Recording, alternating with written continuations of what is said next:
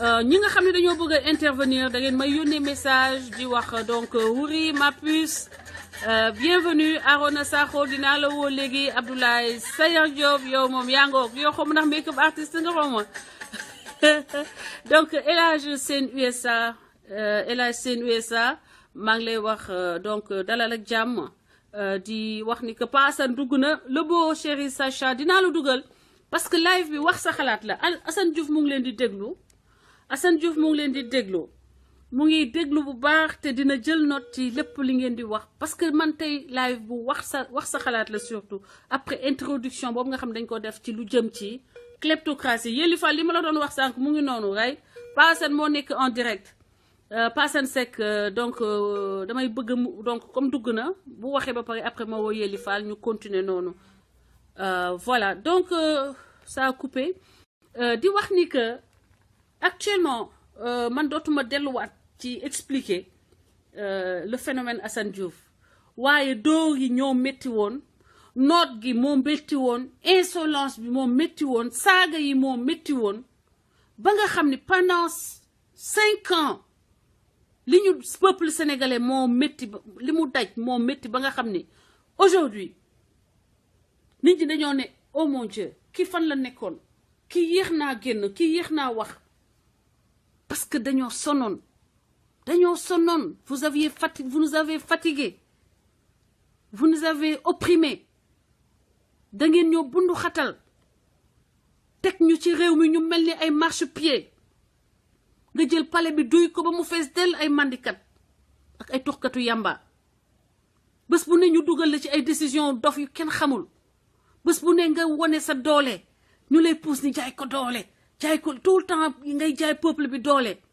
tout le temps ngay jaay opposition bi doole tout le temps ngay jaay citoyen bi doole mais loolu xalaatoo woon ni que dina am une justice parce que yow mission moo la indi woon à la tête de ce pays dafa am lu nit ñi doon jooy yàlla tànn la yow koo xam ne jaar nga ci coono pour que nga xam jaar ci ndóol pour que nga xam parce que boo ndóolul woon duñ la dénkaane ñun dañoo pauvre woon mais dénkaane sama papa dénkaanewul benn doom sama benn sœur la ñu musoon a yóbbu Mboro 10 jours la def mu dem jëli ko donc yow xam nga tu connais les racines du mal nga yéeg fàtte say doom tey di changer oto tous les 3 mois tous les 4 mois ay oto yu jar ay centaines de millions ci koo xam ne sa papa gardien la woon le métier est noble parce que njabootam la doon jéem a dimbale tout métier est noble mais comportement ba nga am c'est pas un comportement digne dafa nga jóge te loolu lañ la fiy wax ci réseau yi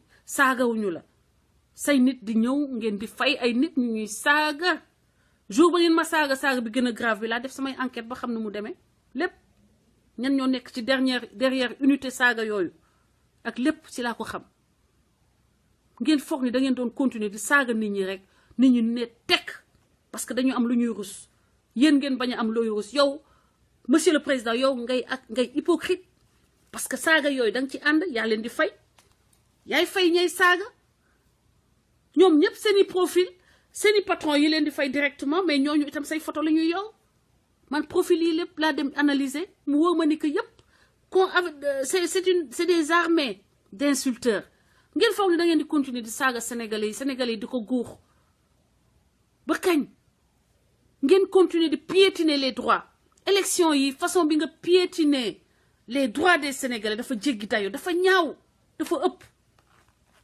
après tu oses féliciter le nulard international nulard ki gën a nul bi ma mës a gis nit kuy nul àddina mësuma gis ku nul ba ministre bi tudd Abdoulaye Daouda Diallo mësuma gis ku mel nul parce que Abdou Diouf yàgg nay sàcc élection mais bu fekkee ne da nga jël Tanor kay boo jëlee Tanor kay na liggéey li tax parce que moom fekkee woon na waaye Jean Collin moo ko gën a aay Tanor mystification la nekkee Sénégal mystifier discours jël bopp bi aj ko def ay façon ces airs de baron de temps renaissance français attitude composée machin mais alors que efficacité zéro honnêteté zéro dignité zéro et puis nag bëri nag ay jeunes yu leen toppandoo ba dootuñu nekkati ñoom man j'ai horreur de ces faux airs de composés ba ci yow dans tes rangs kuy wax loxo yi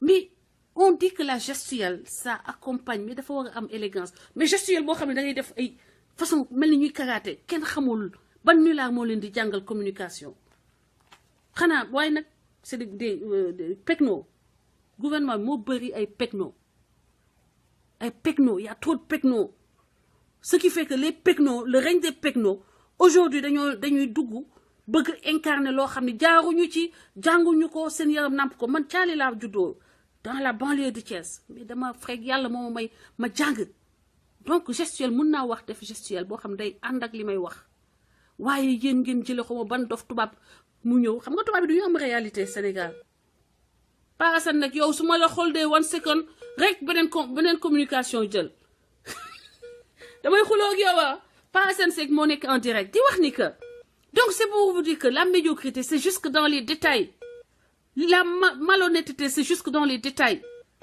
l'amateurisme c'est jusque dans les détails médiocrité caractérisée congénitale pratiquement non mais attendez dëkk bi on sait qu'on est capable de mieux on sait qu'on est capable de mieux on a les moyens de mieux pourquoi on va se contenter du pipi de chat qu'on nous présente alors qu'on connaît la qualité des Sénégalais, on connaît l'expérience, les compétences. Pourquoi on va se contenter du menu fritin devant nous représenter sur la scène internationale? Partagez les vidéos, chers amis. Voilà, nous toog rek déglu musique. Bon, xaar ma woo Yeli comme kii drop na ma woo Yeli Fall mu yeggali wax bi mu doon wax après ma woo Arona Sakho. Et la liste continue pas Assane Seck aussi dinaa ko dugal en priorité parce que c'est un analyste koo xam ne damay bëgg toujours di ko déglu parce que dafa mesuré et objectif Yeli Fall donc maa ngi delluwaat ci yow di la jox la parole partager leen vidéo bi objectif nag def sagal leen ma ñu ngi def defal leen ma one k rek laa ñaan ba su ma defee 1K ma bàyyi Yeli ok so yaa ngi en direct Paasan maa ngi lay rappeler léegi dans 2-3 minutes Yeli donc tu as la parole. voilà man juste damay pour wax ne gars yi bu ñu jaawalee yaakaar ni ñi di génn ñi nekk ci Facebook di def live dañu am lu leen metti dañu bëggoon poste joxuñu leen wala je sais pas faut que ñu comprendre ne ñu bëri ñun dañuy yenn saa dañuy bàyyi suñu ay liggéey sax. wala ngay liggéey ñu lay woo ngay wax loo xam ne da ngay yaakaar ni njëriñu Sénégal la. dëgg la parce que yi nga fi yore lu mu tuuti pour Macky Sall jox la liggéey bu xaw a tolloog noonu ci salaire sax du yomb su fekkoon àggul moom du ñu ëppalee sax xaalis xëy na mais ñëpp xam nañ ne que Sénégal ñi fa nekk man damay liggéey 10 ans bu ñu fa dem jënd terrain buy jar 35 millions Sénégal parce que damay laaj terrain ñu may ne xaw ma xaalis bi parce que fii sàccoo da ngay liggéey bu ñu dee ñu fay la. donc ci ngay dundal fii ak lu tuuti li ngay épargne. effectivement ñun daal moo ñu ñor te Sénégal suñu ko liggéeyee ba li ñu ci bëgg ñun ñëpp ñu am ko. fu ñu bëgg dem ñu daal dañ ñu koy jox boo gisee violence yi métti imaginez yow nga nekk Sénégalais bëgg tukki boo demee ambassade bi mu jox visa parce que sa dëkk respecté wuñ ko dans le monde. faalewuñu ko. alal bi ñu yàlla jox muy ressources yi bu ñu ko gérer woon di jënd ay contrat yu am fulla ak dëkk yooyu. dëkk yooyu bu ñu fa bëgg dañuy jox visa parce que li ñu yore ñoom dañ ko soxla. effectivement. ay ñàkk fayda yoo xam ne kooku dafa lay sarax benn 5% après li ci des mu ne la bon man maa ko moom. donc dañu war a Sénégal mën na nekk egg comme Qatar ay Koweït ay dëkk yooyu ñu ñuy respecté ba foo bëgg a dem ci àdduna bi suñu doom yi ñu soxla di sonn di rang ay visa wala yu mel noonu loolu xeex la. beneen bi nag mooy comme Assane Diouf dafay ñuy indi li ñu metti muy ñëw di ñu ko taxaw di ñu ko waxal ak façon bi mu koy waxee nañu def benn genre comité de défense pour aar Assane Diouf. Sénégal dëkku diaspora yëpp def ay pétition ba ku ko laal nga Sénégalais yëpp. effectivement mais ñi ànd ak moom bëri na ñu koy def ay comité de défense. yoo xam ne pour ko aar la parce que Assane Diouf sacrifice def yoo xam ne ñun ñëpp dañ ko def. addinaam lu ci bëri yàqu na parce que yu bëri mënatu ko def Assane Diouf mënatul génn léegi dem liggéey normalement ñëpp xam nañ loolu Assane Diouf il est obligé xëy na nekk fi mu nekk di def li muy def léegi nag ñun ñi nga xamee ne daf ñuy waxal loo xam ne ñi bëggoon nañ ko wax wala dañuy tëju suñu néegi di ko wax dañ ko war a défendre ba pare may ko doole di ko protéger. effectivement maa ngi def ne dañu bloqué ay compte am Western Union dafa doon envoyé xaw ma la. effectivement nga xam ne nañu créé foofu compte wala dara loo xam ne pour lépp lu mu am ci soxla Sénégal ñu ko koy defal. merci beaucoup. pour ñu nekk loo am lu ko ci yónnee discrètement foo xam ne gouvernement bi sax xam ne lu ñuy jënti ñu koy ciy jàppale jabootam mi nekk Sénégal ak moom mi nga xam ne aussi mi ngi privé boppam ci bëri xam ne mën jàppal ci côté droit ci côté lépp ay conseil et tout ñu koy def donc man foofu laa doon terminer merci beaucoup. Merci beaucoup. Lu am solo nga wax Yelli, ça ne me surprend pas de toi. Merci pour cette générosité. Di leen wax ni mbokk yi li Yelli wax ni nañ ci taxaw parce que Assane Diouf dañoo bloqué comptam mënul yónnee mais ñun ay milliers de Assane Diouf lañu donc nañu organiser wu ba nga xam ni ay mbokkam bañ a manqué dara Sénégal du question ni moom yoru ko waaye ñun war nañu jàpp ci combat bi et puis ñu défendre ko comité de défense ñu défendre Assane parce que Assane est en train dafa sacrifier boppam pour Sénégal te pour ñun la pour suñuy doom la donc lii Yelli wax dina ci waxtaan ak Assane déjà mbala ñeneen Assane je préfère ñu bañ cee wax parce que xam naa la yow loolu doo ko nangu tem nga bañ ci kii mais dinaa waxtaan ak ñeneen ñu xool ban kan lañu mën a dajale ñu yóbbu ko la maman au moins am astuut bu ñu participer ci combat bi parce que combat bi nag il faut ñu xam ni que plus ñuy dem plus que ku ci nekk ñu dekk beneen citoyen bu bees la ñuy nekk dañuy participer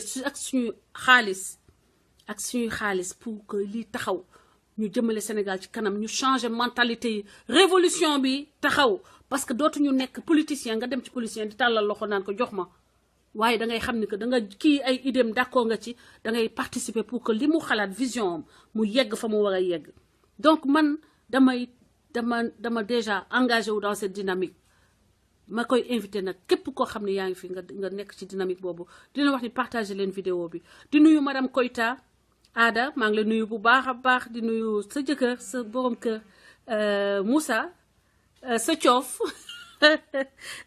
cette histoire là vraiment ça m'a apporté ça m'a éduqué di nuyu Ndiogu Baye Cheikh Matar Ndéla donc lépp li ñu wax nii dinañu xool moyens yu ñu koy def yu ñu koy taxawalee pour que loolu mën a efficace mën a dem dès à présent Assane xelam ñu wàññil ko ay soucis parce que vraiment combat bi rek doy na souci Pa Assane Seck asalaamaaleykum allo Arona yow tu rentres tout de suite yow lay dugal Pa Assane dafa amul réseau Arona je t'appelle après Pa Assane tout de suite waaye fii la ëppee madame ma femme chérie man dama am ay ñoo xam ne man maa leen tànn ci nga bokk tu es ma femme donc madame Koyta Habib Ngom maa ngi lay nuyu mon frère adoré Ndiogu Baye Cheikh Diewo Thiam Torodo welcome Torodo mbaa du da ngay indi ay xeer Diop Mamadou Milano ak képp ku bëgg a woote donc bind leen inbox dinaa check inbox bu ma joxee liste suñu gars yi ba pare après mu dugal Assane dama bëgg Assane dégg li nit ñuy wax bu ko fee YouTube doyul waaye nag YouTube déjà la mu wone rek gis nga suñu ingénieur boobu technique ñëw na sànq wax leen sur le plan scientifique données yi nga xam ne moo am te ñu war ko mun a lire nag ak xel parce que monde bi léegi ci ay données la tegu ça ne marche pas kon xaaral ma woo Arona Sakho monde bi actuel ça marche sur des données ñun lu ñuy liggéey dootuñu ko bàyyi nii rek caaxaan dañ koy teg ci ay données scientifiques lépp lu ñuy def ñu gën a xarañ man lu ma jaaxal lu weesu man sama xam-xam ak sama mën-mën ma teg ci loxo ñu ma gën a xarañ ñu liggéey ko parce que fi ñu bëgg a dem soobee yàlla dinañu fa yóbbu parce que Sénégal dañ koy def te wutuñu ci dara wutuñu ci ay kër Texas wutuñu ci ay ñetti kër fan ok sàcc yëpp nga toje maan ay pas toje maan a nekk ci état bi ñoom ñëpp dañoo toje sàcc ba nga xam ne man ñi xawma bu ñu tëddee guddi nan la ñuy nelawee sincèrement je me demande comment ils peuvent vivre moo taxit gis nga na ngeen seetlu politiciens yi ñoom ñëpp ay feebar dañuy traîner ay feebar parce que alalu askan ay ak kese la ñu lekk ay ak moo leen grossir loo ay ak moo leen taxawa yar biir ñoom ñëpp nag après dañuy pare ay hypertension ay diabète ay goitre parce que ay yàpp la ñuy lekk duñu xool sax seen santé tellement c'est des goulus xam nga li tubaab naan goulus ils sont duñu lekk te nag la relève mooy ñooñu noonu les soulards du palais foofu ñuy mujj di nekk di jaay nit ñi soxow di jaay Macky Sall muy def yëfu soxow ngeen foog ni yéen palais bi nekk ngeen palais rek vous êtes des intouchables gémmiñ dafa am kubéer moo taxit dalagu leen ci sax des na de Assane commencé gul sax Arona mon frère maa ngi nuyu ñëpp waaw yaa ngi ci biir tu as la parole maa ngi nuyu ñëpp di nuyu képp koo xamante ne yaa ngi bind message ñi ngi seetaan ñi ngi lire message yi en même temps gis nañ ne sénégalais yi ñu ngi commencé yeewu benn bu baax sax yow laa man tey ji sama wax ci yow laa koy gën a jëmale ak Assane moytu leen ñi nga xamante ne que ni dañu profité seen kaw dañoo bëgg dem mënuñu dem non François li may wax dama ko tibb sama xol keroog ba ngay naqarlu di wax mënoon nga wax ba yeggal sax waroo tudd turu nit ndax dama leen di may bës nag loolu nag mooy problème bi bàyyi xel bu baax gis nga gars yi dañuy bàyyi xel bu baax ci ñoo xamante ne que ni dañoo am bës ñuy profité seen kaw pour am li nga xamante ne que moom ngeen am li ngeen am yàllaa leen ko may ak seen maanaam ak seen ñàkk ak seen ñaani waajur parce que li nga ba ngay def lii xalaatoo ci woon ne musuma ko xalaat wóor na yàlla boo demee ba Pape Alé Niang mi nga xamante ne que ku ko nawul Sénégal rek naa fekk ku ko nawul laa wax de naa fekk buy dem bay def chronique sax da ciy lim sa tur kon xamal ne chaise bi nga toog duuf na dem leen ñaan macha allah jërëjëf bul faale yonente bi ñun moom lañ gëm te moom ba muy li gën a tax mu gën a avancé bu xasee ba jëm yoon bi nga xamante ne mooy li ne ci kanamam lay xool mais du xool li ne ci gannaawam ñi nekk seen gannaaw raw nga leen ba pare parce que mënutuñu leen dab parce que ñoom pour ñoom ñi ngi doon nelaw léegi la ñuy door a yeewu yeewu léegi nag mun ñëw nag bu jéem a déggante ak yow mbagg nga koy nekk dëgg la ay poupée yooyu nekk kii nu mu tudd TFM man bugguma sax turam pour may ko buzz poupée la kooku kan lay jox leçon dëgg la kan lay jox leçon moo tax gis nga Assane keroog ba muy wax ci moom da xol sama xol dafa mel ni glace nga jël teg ko ci mais na ngeen fexe parce que gis nga nit am na yoo xamante ne ko aussi yaa ko war a mën a calculer am na ñoo xam ne dañuy profité parce que kooku demoon nañ ba kenn dootu ko calculer mais instant yi nii ñëpp moom la ñuy wax wut na buzz de am na buzz daal ci à cause de Assane Diouf nañu dimbali ñun parce que gis nga 1 million et quelques personnes yooyu di seetaan Assane Macky Sall ci la bokk laa la wax parce que ku nekkul Sénégal man billahi wallahi tallahi li may wax bu fekkee amul yàlla bu ma génn ci biti ci jàmm man sama copain laa woo Sénégal mu ne ma démb dafa dem commissariat central laa la wax de central bu nekk commissariat central bi nekk Dakar dafa dem pour ut benn papier mu ñëw fekk policier yi ñu toog di seetaan Assane mbaa doo indil ñooñu problème billahi wal kitaab yi ak sam xaqulaay taala laa yoo waxal oh my god mu ñëw fekk policier yi di toog di seetaan Assane dafa maanaam dafa génne loo xamante ne que dafa yàgg nekk ci biiru nit ñi biir palais muy guddi di bëccëg ñi ngi seetaan waaw Assane de lii neex na Assane lii xanaa war na sedd sa xol de policiers yi sax dañuy toog waxoon nañ ma ko de am na ku ma ko wax démb mais ne kooku central la dem billahi man dama ko wootee di ko expliquer affaire Assane ma ne Assane daal neexul ba neexul même boo ko bëggul boo koy seetaan da nga xam ne dëgg lay wax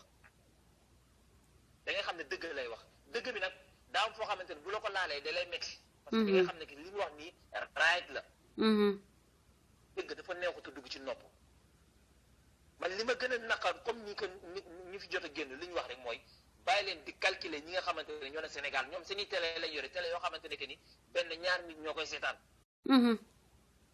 am na télé boo xamante ne que ni boo leen di wax leen seen wax ba mu yegg pour bu leen ko tudd duñ ko tudd gaa naafeq la dëgg la télé naafeq la boo xamante ne que ni ki ko jiite moom ak Macky Sall ñoo bokk ndey ak baay ñoom ñooy dund seen dund di jël seen i business di ko dugal seen poste dëgg la sénégalais may wax ñu naan télé bi gën a xew ci jamono télé boobu la te xamuñu ne seen alal lañ jël di ko foowee may wax tey ñuy déclaré ne dañ leen sàcc xaw ma ñaata millions loolu ay kàcc la ay kàcc la c'est que dañuy bëgg a toujours di génne yoo xamante ne que c'est pour lëndëm sénégalais yi les sénégalais ñi ngi commencé yeewu benn amul benn doomu sénégalais bu mus a def live di am certaines personnes yi toog jël seen temps di seetaan vidéo di seetaan kii live bi nii ku ko musa am na nga ko génne na nga ko wax yombul de na ku ko musa am na ko wax mais Assane yàlla ko may man Assane moom laa gën a jërë maanaam di ko gën a wax jaajëf mu jàpp foofu la fu mu teg loxoom foofu la bu mu décroché kenn Al Diallo nee na même en Guinée Guinéen yi fi mu ne nii Guinéen yi Assane Diouf ñu ngi wax waxu Assane Diouf Gambien bi nee na doo leen dimbale rek nga dimbale leen jàppale leen ci Gambie parce que Gambie li am Sénégal moo fa nekk di am actuellement nee nañ nga jàppale leen saagal leen waajoo ñu fa de rek laa lay fàttali nga bàyyi ci xel te jàppale ñu ci loolu tamit mooy ñi nga xamante ne dañuy dugg ci gaal bi di dem di dee ci àll bi di dee ci désert bi ak ñi nga xamante ne que ni comme suñu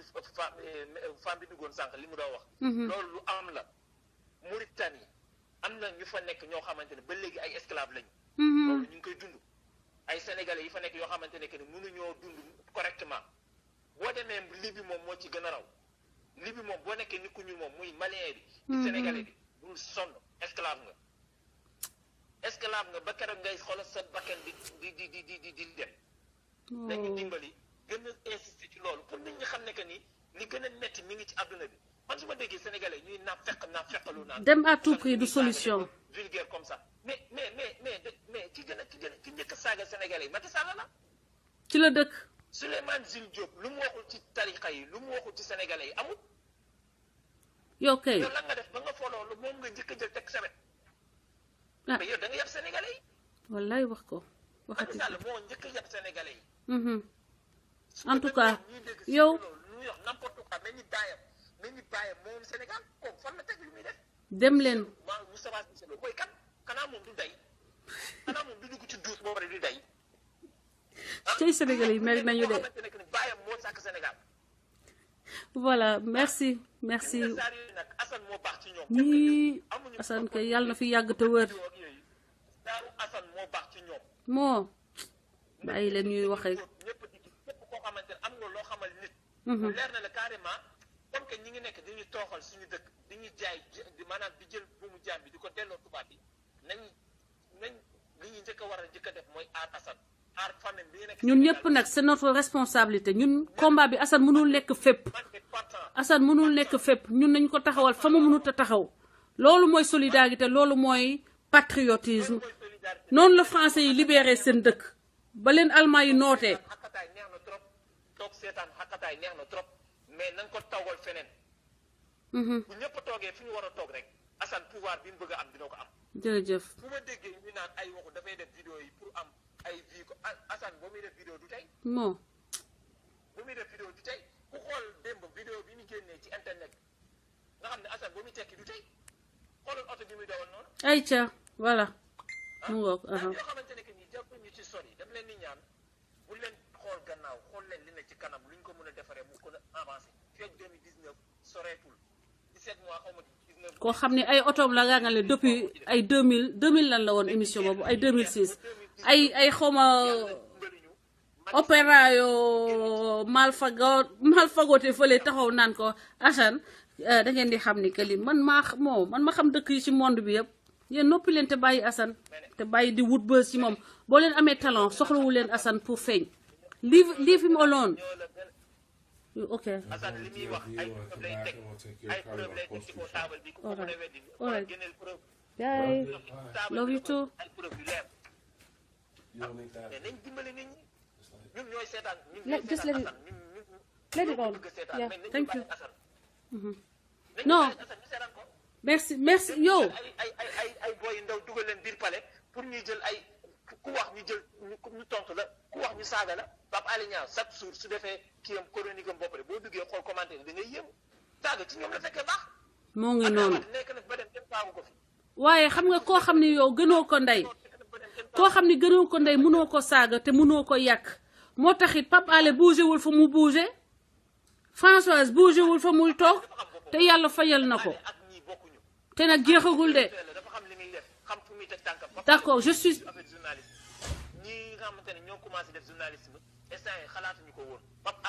exactement partagez leen vidéo yi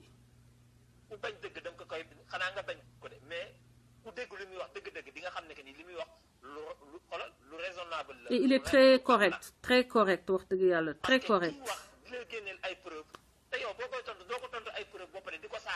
bul wax dara bul wax dara mon frère contribution bi rafet na ñu joxe kon yow en attendant ñu dase ci kii comment dirais ci Assane may ma dugal gars yi comme ñëpp dañoo bëgg a wax ci Assane tey wax ci supporter ko. dañuy partager vidéo yi pour Sénégal gi yëpp jot ci dañuy faral di partager vidéo yi ñëpp jot ci voilà. merci beaucoup merci. Pape Alé moo leen gën parce que moom xoolul poosam Assane Diouf moo leen gën xoolul poosam sénégalais la xool Sénégal la xool ñoom ñëpp ku ci nekk mënoon na def ni Souleymane Jules Diop defuñu ko saaga musul nekk problème pour Macky Sall dinaa leen liiral léegi firnde loolu balaa ma woo ñeneen ñi bëgg a wax ci Pa Assane balaa ma jox Pa Assane balaa ma jox Assane la parole Assane maa ngi jégalu dina tey moom sa système moo ngi noonu il faut ma defar yëf yi il faut ma lijjanti affaire yi ba pare balaa yow nga jël lenge yi am na lu ma war a lijjanti fii Souleymane Jules Diop lii dama ko jëlee sama page RNS le grand insulteur de Maître Wade ak di saaga nag ñi nga xam ni ñoom la ñu yaakaar parce que ñun Sénégal dañoo am tradition kilifa diine yi dafa am fu ñu leen di teg donc ñun kilifa diine yi ñooy suñuy kilifa le chef de l'église wala le khalife général des mourides yéen ñëpp bu ñuy tudd seeni tur sax dañ koy tudd mais avec beaucoup de respect et beaucoup de déférence khalife général des Layènes waa Kër waa Ndiassane waa Pire waa Baye Niass waa Tivaouane yéen ñëpp on vous respecte les chefs coutumiers ñi ñu gis ñi ñu xam ñi ñu xamul yéen ñëpp on vous respecte lii ñuy def nii xeex boo xam ne la dafa jot Sénégal xeex ko ñu bëgg ngeen ñaanal ñu ngeen aar ñu parce que seeni doom lañu defuñu lii pour pousse Macky Sall toog ñun mais dañ fi deg pour pousse Macky Sall teg fi ku ko gën koo xam ne aussi dañu koy continuer contrôler ba ma koy woote 2012 ñu bëri comprendre ñu woon donc soxla ñu seeni ñaan ñu ngi sukk seen kanam yéen yaa leen suñuy kilifa di leen wax ni nag dañ koy xeex du ci ñàkk kersa du ci reewaande mais ñii ñu jàkkantool ñoom nii la ñu xeexee ak askanu Sénégal te jamono yi ñu toll nii la ñu mën a xeexee ak ñoom Souleymane Jules Diop saaga na fi képp kuy chef religieux Macky Sall an ko uuf tey di ko bambaane jox ko ay milliards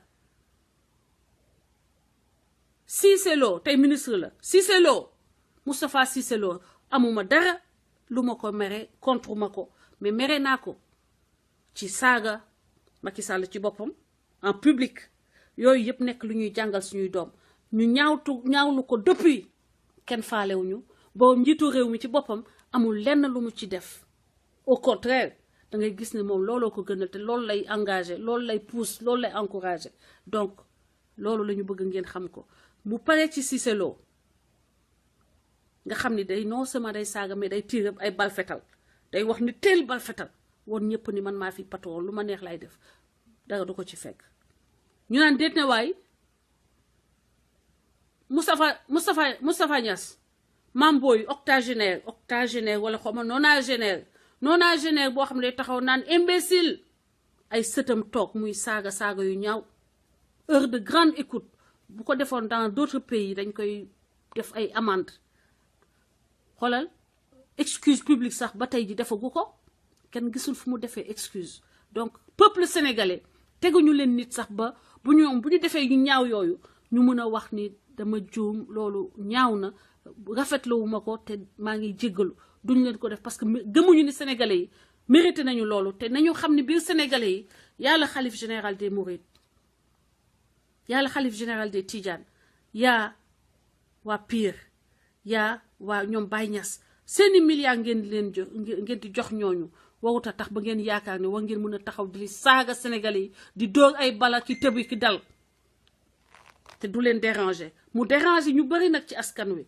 ñooñu ñoo wëlbatu ko tey di ko defanteeg yéen ku mel ni Assane Diouf dafa am kilifa waaye fa ngeen ko yóbbu la léegi il faut mu xeex ak yéen ak ni ngeen xeex ak moom bés boo leen yeewee saaga sénégalais yi am na sénégalais boo xam ne nag am na doole courage parce que loolu courage la laaj de il faut avoir des couilles bien fermes pour oser faire ce que fait Assane Diouf du n'importe quel góor moo ko mën góor dëgg mooy mën li Assane Diouf di def donc leave him alone bàyyi leen ko mu dox mission am te bàyyi seen yëfu seytaane yi di ko bëgg a jaxase ay kilifa diina wax ñu ñëw wax ngeen di créer ay profil di saaga kilifa diina non Assane Diouf kilifa diina yi la respecté dafa respecté kilifam yaayam respecté ay waa këram di leen nekk amal leen njëriñ nag jom motiver ko man moom laa gën a respecté que Macky Sall am sorry bu dee dëgg rek man du ma ànd ak ku ma respecté wul du ma soutenir ku ma respecté wul te damay respecté ku am valeur ku am lu mu gëm ku am gëm-gëm te nag man su ma mu jaral na ma nekk sa baay fal sa yaay fal bu ma gisoon Macky Sall def lii kon nii laa doon liggéeyale Macky Sall matin midi soir nii laa dellusiwee woon Sénégal pour liggéeyal Sénégal ñu ne ma doo ko fi defee ndax bokkoo fi te nangoo cotise pas njàcc pas boo deful grand écart bokk si ñun fi moom doo fi neexle ma bàyyi leen ak seen Sénégal parce que yàlla fu waay dem nag yàlla fekk la fa te loolu nag moo waral ñu bëri génn Sénégal du ñàkk jom de am jom moo tax ñu bëri génn Sénégal ku sañoon sa wetu yaay ngay toog añ wala boo añee sa kër sax ngoon nga wàcc sa kër yaay balaa ngay ñibbi boo wàccee sa bureau nga wàcc sa kër yaay waxtaan ak moom nemmeeku ko doog a taal sa oto dem sa kër waaye mayu leen ñu loolu mayu leen ñu ko da ngeen ñu nangu lépp ngeen nangu si ñun lépp tous nos droits vous avez lépp mayu leen Sénégalais yi dara ngeen bëgg ñu continuer di leen bàyyi ngeen di ñu joggati waaye foo leen ko teg parce que vous pensez qu'on est des gougnafiers comme vous êtes des gougnafiers mais ne pensez pas que la gougnafierie ça c'est la chose la plus partagée au monde non au Sénégal non il y a des gens dignes et vous allez savoir que maintenant ces gens dignes là refusent de se soumettre ba ma paree ci Moustapha Niass nga dem ci Yakham Mbaye xam ne dafay saaga Diouf Sarr ci Diouf Sarr koo xam ne moom ñoom ñoo bokk équipe saaga ko saaga yu ñaaw wax ci moom wax yu ñaaw nga pare loolu nga dem ci Moustapha Diop ka nga xam ne magistrat bu taxawee dafay représenter état mu saaga leen ba ñu tooy xet génne leen bureau te ñooñu seen liggéey lañ doon def léegi ana waarekat yi fu ñu nekkoon ok ana waarekat yi fu ñu nekkoon nga pare ci loolu nga dem ci Farba Ngom day saaga ba summi ay ngembam takk ngembam di xeex ci kanamu président de la République dérangé wul président de la République dérangé wul kenn ci ñiy wax tey ñaata yoon la xeex Farba Ngom ba ci keroog wane nañ ko ci mbedd bi muy xeex ak benn nit génn otom di ko dabi mais arrêtez-nous ce cirque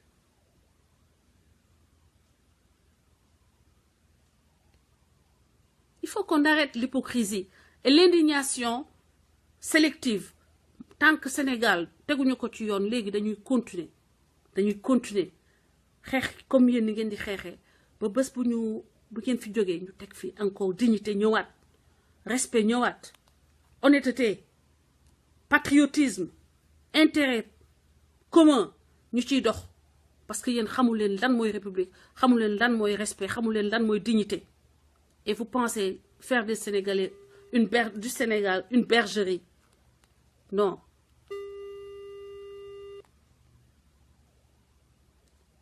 du fi nekk loolu du mun a am Pa Assane maa ngi di la woo réseau Pa Assane bi de baaxul wax dëgg yàlla réseau bi moo baaxul ok Pa Assane dinaa la jël après Assane gars yi su ma leen woowul di ngeen ma mere de te man vraiment maa ngi Assane mu ngi ñuy xaar Assane mu ngi may xaar you know so I need to call fast wona Arona ok Ndiogu kii depuis live passé la ma demandé woon participer Chacha maa ngi lay jox rapidement ku ma jox rek 2 minutes bu ma paree Chacha après go ahead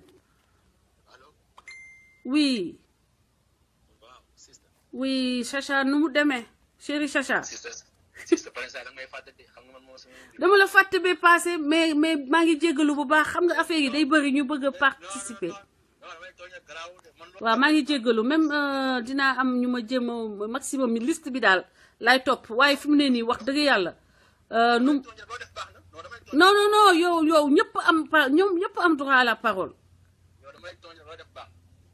Ne t'inquiète pas mon frère yow maag yow fa yow si tim bi nga bokk yow yaa ngi ci tim bi. non man kay bokk naa bi man. effectivement. dama bokk man boole nañ ma sama papa ñëw ma wax dara dafa ñeneen di ma wax naa ma jaga day partage vidéo Assane sama bàjjen ma laa woo tey suba si wóor na yàlla mu naa ma wax ba pare mu naa balaa ngaa coupé bëgg naa wax ak yow mu ne ko si la mu naa ma affaire bokk ngay partage. xanaa wala ko bisi nga dee mu ne am na ko xanaa xamoo ne doo nga am TV tur wi. si sama gémmiñ la jóge. mu ngi noonu nag jeex na tàkk bëgg a dee ah. jeex na tàkk gis nga booboo gën a dee. ma ne ko dama see takk ba pare takk naa si rek waaw. takk naa si ba pare te xam nga lu ma gën a neex la ma gën a neex li ma gën a neex mooy Sénégal 14 millions d'habitants la 14 millions d'habitants yi mun naa wax ne am nañu presque plus de 300 000 journalistes 300 000 journalistes Sénégal benn journaliste moo si wax dëgg Sénégal. benn télé moo si xaw a tane imagine plus de 14 millions d'habitants benn télé moo tane ak benn journaliste mooy wax dëgg biir Sénégal sama benn grand créé fële benn télé bu ñuy wax Doomaram TV di yee askan wi ñu ne ko du fi amee est-ce que yaa ngi imaginer li ma lay wax. dañuy yabaate. yabaate rek. dañoo yabaate yow kat yaa ngi yor habitant 14 millions d'habitants benn journaliste muy Pape Alé Niang moo nekk biir Sénégal benn télé muy Walfadjri par saa ñoo tane parce que par saa mu tane par saa du tane nga yor plus de 150 télé lu mat 30 télé yoo xam ne ñi dañuy génn biir Sénégal yéen si ay internet lañu amul kenn ku si xëy di suba di yàq Macky Sall lu mel ne xamee. benn grand jógee fa de di ko wax dëgg di yee askan wi di yee nit ñi ngeen ne non kenn du ma ko waxee. waaye grand waxalu la neex grand xoromal ba mu xoromal jobbu yëpp xoromal na jobbu. jali xoromal. na ko xorom bu amul bu xorom bi merci beaucoup merci beaucoup loolu kon nag ñun ñëpp a ko déggandoo dégg ngeen na Paasan gars yi ne nañu nga continuer xorom bi la ñuy xaar. ñu ngi sa ginnaaw ñu ngi lay partagé ñu ngi lay déglu wër na yàlla démb est-ce que ma demoon barke Sëñ Tuubaa ñaari xale jigéen ñoo fa ñëw dégg ñu wax waxi Assane ñu ne ko ñaari xale jigéen de ñaar lañu ñu wax waxi Assane rek ñu ne yii grand kooku temps yi moom moo xew ñun ñoo ay fans ngand ay fans lañu wër na yàlla ay na rek grand yaa xew de yaa xew si jamono yaa xew ëllëg yaa xew gën a ëllëg fii moom kenn du la téye. macha allah kenn du ko téye. da ngay dem kenn du la téye. les jaloux vont maigrir de. xam nga ko am ñaan ak ku amul ñaan Macky Sall bu amoon ñaan problème yi mu nekk du ko nekk nañ wax ni dëgg. ah. Macky Sall bu amoon ñaan problème yi mu nekk nii nit ñi seex koo di ko wax muy def ah mënul nekk benn Assane dafa am ñaan am ñu topp si ginnaawam am ñu koy ñaanal te xam nga ku kilifa ñaanal ab sëriñ ku mu ñaanal da ngay dem. dëgg la Macky Sall dañ koy ñaanal sëñ Bara daf ko waxoon ne ko sëñ Touba kenn mënu koo nax. loolu la ko wax carrément sëñ Touba kenn mënu koo nax. dëgg la. tey moo indi ko moom problème bii nii parce que doon ji ma naxaate Assane kenn wax ko sëñ Touba kenn mënu koo nax Assane dañ ne ko demal jógal fa nga nekk dem feneen mu dem foofu noonu buntam gën a ubbeeku yaa ngi comprendre. yaa ku si wax sa bopp ngay sonal. waaw man xam nga lu ma bëgg na Assane grand Assane fexe yaa ngi may dégg tey ndoy baan na ma ko xorama. non yow bul sonn.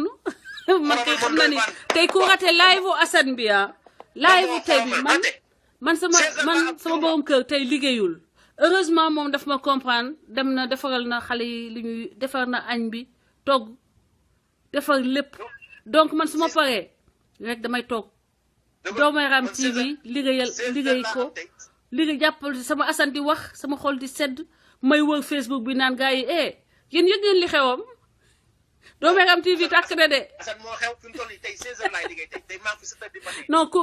non jalousie. naa def tout ba seetaan Doomaram. ah fexeel bu ko raté de parce que tey Ndoye Bane moom laal na laalaaki nag Ndoye Bane yow. il faut que ñu xorom jobbam waaw. Ndoye Bane nañu xorom jobbam. Ndoye Bane moom rip mun ngeen bind rip gars yi parce que Ndoye Bane li koy xaar tey moom beneen affaire la. gars yi nañu bind xorom jobb rip kay. rip ok merci beaucoup.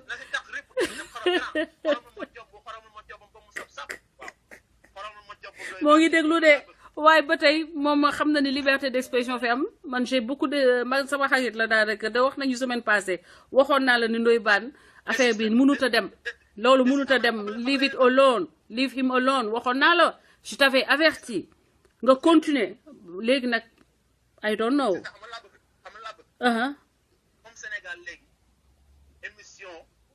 émission bu normal wala débat bu normal amatul Sénégal léegi xam la mooy coow li comme yow intellectuel nga tiisin intellect jàng nga xam nga li xew xam ndax non léegi yàlla def na yow xam nga li xew jàng nga mën ngaa décortiquer li xew lépp Sénégal xam ndax non si suba si comme heure bi bu ngoonee Assane faram fàccee waaw mais loolu la ñuy def léegi affaire yi damay teg affaire yi maanaam bu dee football la jàppal ni damay centré rek man damay centré voilà loolu la demee comme Sénégal ñaari benn journaliste la am kuy wax dëgg muy Pape Alé Niang ak Pa Assane ñaan ñoo xam ne nii ak ñaan ñoo xam ne journaliste ay indépendant la dañuy def Pa Assane Seck tam muy yow ak Assane léegi boo xëyee boo décortiqué ba mu jeex moom mu jël teg Assane ñëw faram fàccee coow li jeex ñu déglu loolu loolu sax la ñu nekk di def te gis nga ñoo bokk gis nga xel yu montre yu baax yi ñooy bokk heure ñooy ànd gis nga jërëjëf merci ñi nga xam ne dañoo mer nag ñoom ñëpp xam nañu ñooy les répondeurs automatiques dañ leen a yónni répondeur automatique ñoom dañu am heure amuñu heure xëy te bul sonn te xam naa ni Béthio Thioune moom am na lu ma gis ci Béthio Thioune te xam naa ni Assane gis na ko mais loolu du ma ci wax damay bàyyi Assane ñëw ma posé ko question bi jeex na looy la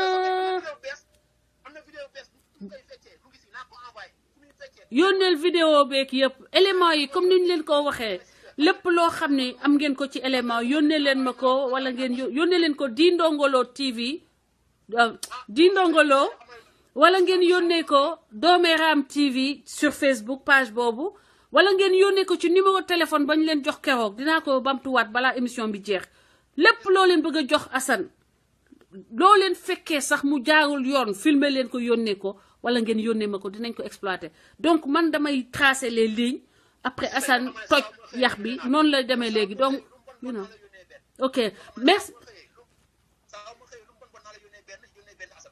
merci beaucoup noonu lañ ciy jàpp xeex bi noonu lay demee Assane loolu dañ koy transmettre man damay transmettre man su ma soogee ba mu yàgg génne sama benn vidéo bu ndaw wax li may wax ñu woo ma dagal ma ay ndey saaga ma ndey ndox merci mais bu la dara tax a bàyyi merci beaucoup jërëjëf mon frère jërëjëf benn combat nañ dem ba mu jeex jaajëf man je suis fier de toi Assane tey moom nga xorom gaay xorom seen job non gars yi nee nañu tey lakk rose sax du doy gars yi nee nañu lakk rose sax du doy nañu xorom seen job rek inshallah sister ok merci beaucoup yàlla mooy Karim allahu akbar da ngeen may nag ma woo benn suñu invité chanteuse boobu benn noire américaine après mu dugal Assane moom mu ngi tudd Malika Oubaka te ndaw soo xam ni la dafa comment je vais vous dire ça dafa bokkoon ci teamu Puff Daddy am na moment boo xam ne dafa defoon benn émission bu tudd Making the Band léegi Making the Band boobu dafa nekkoon benn événement bu graaw sur le plan musical Puff Daddy organisé woon ko moom bokk na si nag li top maanaam 10 dernier ñi des ci dernier kii bi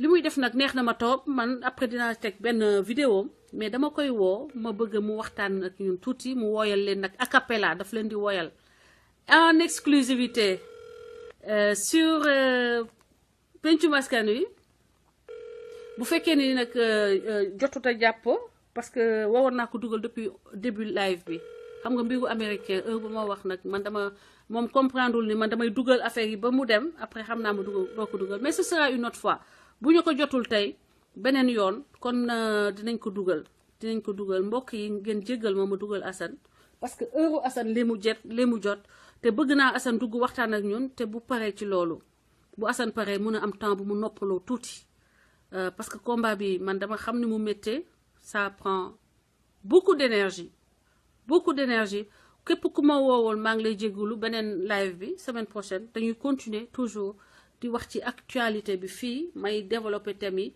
li ci des ñu defee ko Assane yeggali débat bi donc man je donne les grandes lignes Assane finit le live noonu lay demee léegi damay woo Assane ñu dugal ko mu explique mu wax ci parcours am gis naa ni que majeure partie ñi intervenir maanaam dañoo approuve son combat dañoo approuve son combat Assane maa ngi lay woo jëlal live jëlal après ma woowaat Malika parce que actuellement Malika dafa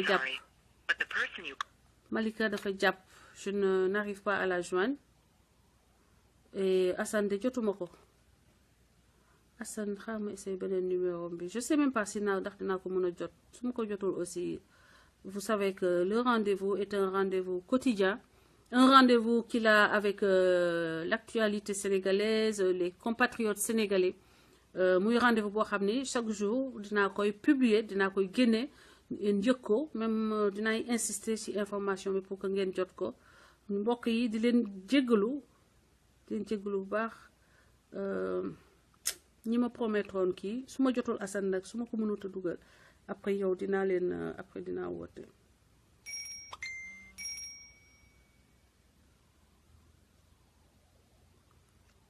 Bon la Cour suprême ñu ngi may wax ni que la Cour suprême dafa war a wax suba ci kaawu Khalifa Sall waaye xam ngeen Cour suprême xam nga ni Macky Sall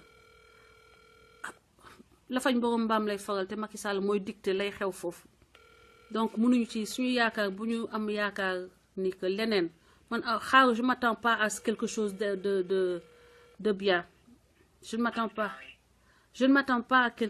bien je ne m'attends pas à quelque chose de bien et je sais que man duma nit ku dul am yaakaar wala kuy xaw a kii yooyu but I don't think so. I don't think that la Cour suprême va faire quelque chose qui va dans l'intérêt des peuples de la population sénégalaise la ñuy def moom day nekk rek loo xam ni daal njëriñu Macky Sall lay doon man loolu laa gis te li Macky Sall bëgg mooy Khalifa Sall du am benn moyen bu muy nekkee ci wetam du am benn moyen bu muy koy contrecarrer ay projet en 2019 loolu mooy problème bi donc let's see.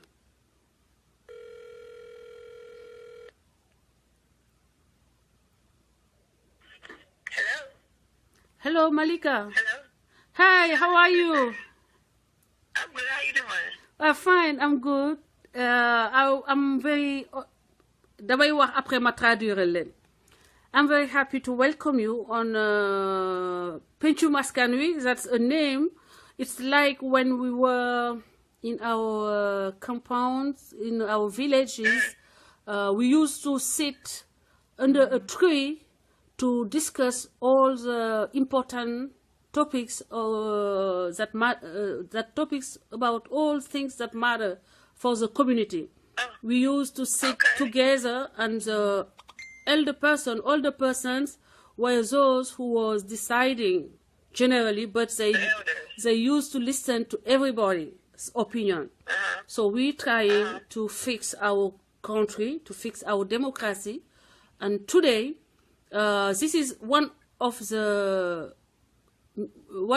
possibility we have is this Pencum Askan Wi. The second one, it's like an assembly, a national assembly of the people. Okay, so we sit and discuss all about everything that matter for our economy, for our democracy, for our social democracy system. So that's why I would like to explain you what's the problem with Senegal. Actually, we came from being like since the French give us our independence, we went through a long way, step by step. We built our democracy. At one point, we were like teenager. Okay, if Senegal is a child, we were a teenager. But actually, we elected a man who just bring us down, bring democracy down, bring social justice down, bring equity down, and we come back to be like a toddler. Our democracy come back to be like a toddler level. Like from teenager, we come back to toddler. And we need diapers, whatever, for, it's just to show you how we went backwards in democracy. You are an artist. I would like you to to introduce yourself, to explain to Senegalese people listening our show who Malika Youbakar is, because they are all interested in knowing who you are, and we'll go from there. I want you to introduce yourself to our panel, to our show. Are we on live right now? Yes. Oh, okay. Hey there. Hey. I didn't know it was on live. Salam alaikum. Okay. So I would like to know, Malika, how would you introduce your what you're doing in the field of music? Well, first of all, thank you for talking to me today and inviting me on.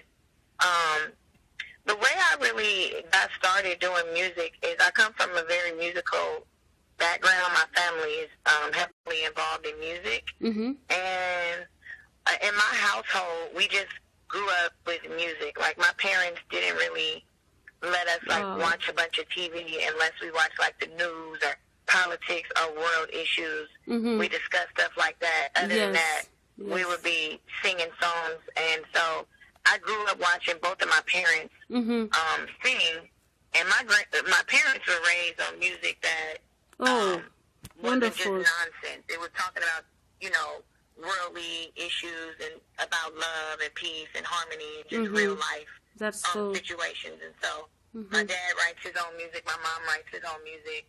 My mom is actually a professional Ghanaian African dancer, so I just grew up in the arts. So my love, my parents are my main influence. And at 10 years old, about 10 or 11 years old, I started my own group. It was me, my sister, and another friend. Okay. And my parents really, they were always like, if you're going to do something, you got to put your best foot forward. Mm-hmm. So they really made us practice and rehearse and just be the best that we could be. Yes. And my first rap that I ever wrote was about staying in school. Mm-hmm. And then the next one we wrote was staying off of drugs. Wow. And then we had a song called Peace. And we had a song about peace, stopping the war. We was talking about apartheid in South Africa. All of this at 10, 11, 12 years old. Oh, but I like that. I'm always going back to thanking my parents for making us socially aware of the issues globally. So that's really how I started. And it just took off from there. And I continued to do my music and do different TV shows, interviews. My group, we used to win a bunch of talent shows, but a lot of people ask me now that I've gotten older, hey, you still doing it? I'm never, ever going to stop. Music is just within me. And so I know. I know. And once I became a solo artist, I put out my own CD. And then one of my biggest claims to fame, even though I've done a lot of other community works, and I'm one of those artists that you can always count on to come and host or be a part of something, especially if it's in the community. Wonderful. And there's some type of benefit for the people. But I was on P. Diddy's show, Making the Band, for 2 seasons, and out of 250,000 girls, I made it to the top 3. So I'm super thankful for that, and that really raised my status publicly and internationally. Wow. And I'm still rolling now. I've hosted podcasts. I've just done a bunch of things, but music is my natural drug. I know. I'm getting my music, that's when I'm high. Okay, that's great. I would like to ask a favor. We are live. Do you want to sing something a cappella for us? I know. Sure. We know a bunch of artists. I think they are in the same category of. I know Nigamas. I have a friend. His name is Nigamas. You could do something together, or Dugiti. And I would like you to do something a cappella and for our viewers. Please. Sure. Oh my God. Okay, so this song right here, actually driving in my car, and I'm gonna have to hang up in 5 minutes, but I would definitely not decline the offer. Okay. But I love this song. It's called Do Better, because in life only God can judge, and I just feel like every day, even though I'm not perfect, I still try to do better if I can.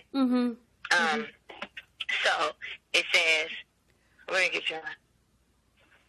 Every day is another day. It's a chance to make it better. You can be what you wanna be. Don't let nobody tell you differently. Just trust in you if you believe. Wow. Do you believe you can do better? That's wonderful. If we practice love and unity, yeah. Oh my God. We can build this thing together. Whoa, we should try. Wow. We should try to make it better. And then I rap. Whoa. See, every day life it seems like it's something else. That's why we better get up and do for self. If you waiting on a handout, may forget it. Everybody got a talent, do something with it. Push a hard line. Stay on the grind. Wow. Stay away from the haters. They'll waste your time. Eyes on the prize, but I stay focused. Real life kicking in, but I'm never hopeless. I approach it because I think openly. Can't let negativity be getting the best of me. Amazing. I want a world tour with my family. I see what I can see. I treat people like I wanted them to treat me. I stay involved with the struggle, set my people free. I live happily. I know it's going to be traps. They'll make me stronger. But I strive and I try. That's because I'm hungry. Wow. We should try. We should try. Do better, y'all. Oh my God. That's amazing. I'm impressed. So much talent. Please, Hertz. You give Hertz. Give Hertz. You see, you're getting a lot of Hertz here. People are they're amazed. Lot of Hertz for you. Malika. Oh, thank you. Oh my God. Yeah, tell them to follow me on Instagram. Okay. Malika ENT. Exactly. MALIKAENT. Yes. Malika ENT is all of my social networks, Twitter and Instagram. Yes. Malika Ubaka is my Facebook, but I also have a like page because my Facebook page is filled up. Yeah. And please tell them your YouTube page so they can go. My YouTube channel, I think it's Queen Malika ENT. I have to, you know how I said doing better? I got to do better on that. Okay, you have to work on it, right? Just hosting it's Queen Malika because this ENT, is so beautiful. but You it's have there. a I need more talent. subscribers. You have a talent. Amazing. That's amazing. And whatever you do, you know that you have a talent. You have a great voice, and you have to put it. You know this. You have to work on it to get through. Right. In this you know, on the higher level, and go to Africa, visit Africa. We need to connect. We need to connect. Oh yes, that's what I'm definitely looking forward to. All the son of Mother really Africa. Using my music as a segue to put a good message of love, unity, power, and talk about world issues. So I'm happy I got the introduction from Asani too, because he's been really telling me about what y'all have going on in Senegal. You know, with the freedom of speech, and now, you know, him getting cut off from the government, from doing all kind of different things and stuff like that. Exactly. Can you imagine that in our country, you say that the president look like a lizard, you go to jail. That's what's happening right now. Lizard. You say your president look like a lizard, acting like a lizard. You go to jail for that. Can you imagine that? Right. That's crazy. I didn't realize that. I didn't realize that was going on, so I have to be, we need you. We need you. We need your voice. We need you to stand with us to make American people aware of the fact that today in Senegal there are a dictatorship, and that people are going to jail. People are being mistreated. People are being abused by this president. Right, I'm hearing about all of that stuff, so I'm really trying to tune in because we need you. To have my freedom of speech. Thank you so much. Thank you. And Hassan is doing a great job. A great job. Amazing job. That's crazy. He is actually doing a revolution in Senegal and in behalf of all Senegalese people around the world. And I'm proud and honored to be your friend and to be able to share this live streaming today with you, and know we will do more than that in the future. Okay? Oh yes, I'm very excited. Thank you for having Thank me. you, Let's keep in girl. touch. Let's make it work. Let's change some lives. Yes. Let's move the world into a new direction. Thank you so much. See you. Talk to you later. Bye bye. All right, peace. Peace. Bye. Ok, donc chers amis, kii mooy jabaru soxna Assane. Yaa ngi dégg nit ki boo ko xamul da ngay koy ne ku ko bëgg nag moom xëy na ci moom la des comme ñu ne yaa ko tegee neex li xale yi naan Sénégal yaa ko tegee neex Assane moo ko tegee neex Assane lay noyyee donc ngeen xam ne na ngeen bàyyi li ngeen nekkee na ngeen bàyyi te dinaa leen won léegi vidéo won leen photom ngeen xam ne du c'est-à-dire que Jana Ndiaye ak Aïcha Kandé am ngeen problème de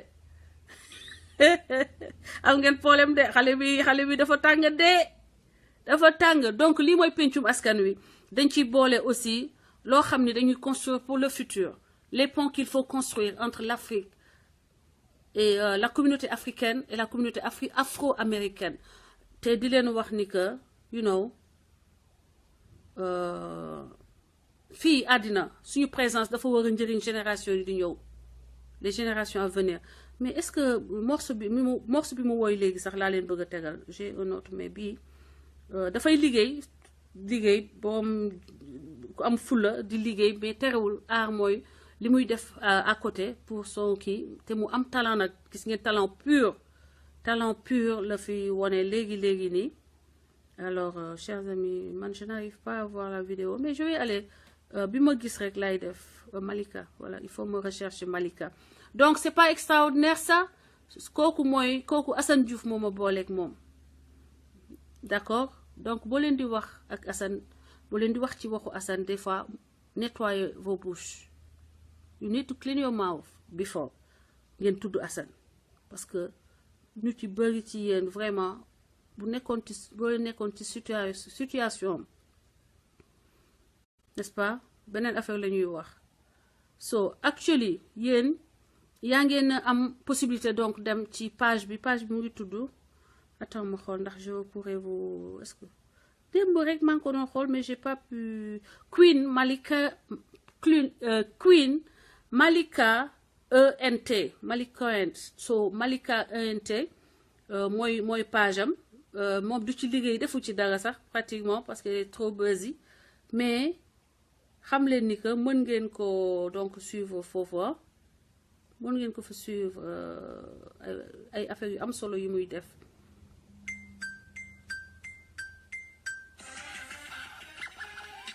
ma tegal leen benn morceau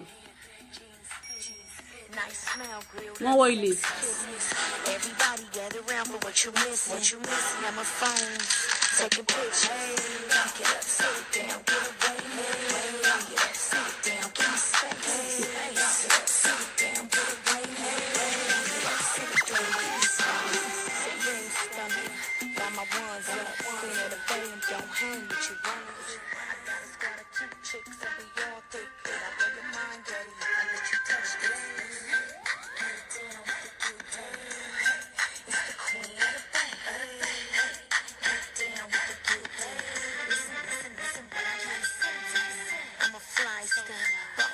girl, check my resume, I done did it all. Jet Beauty of the Week, King Magazine, MTV on MTV3. Haters, get away, always got something to say. Gangsters gonna play, keep my name out your mouth. Let me tell you where I'm from. The city where we go down.